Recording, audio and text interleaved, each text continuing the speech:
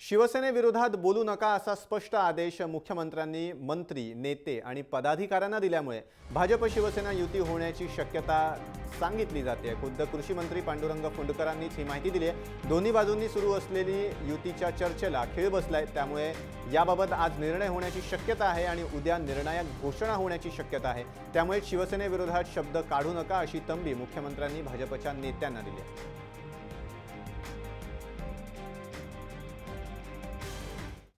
कुठेतरी आता आरोप प्रत्यारोप देखील मोठ्या प्रमाणात भाजप आणि शिवसेनेत पाहावयास मिळत आहे, त्यावर काय सांगता? असं आहे, आरोप प्रत्यारोप प्रमुख माणसं करतच नाही। दुसऱ्या फळीतली माणसं बोलत असतील त्यांची बोलतात, आमची बोलतात।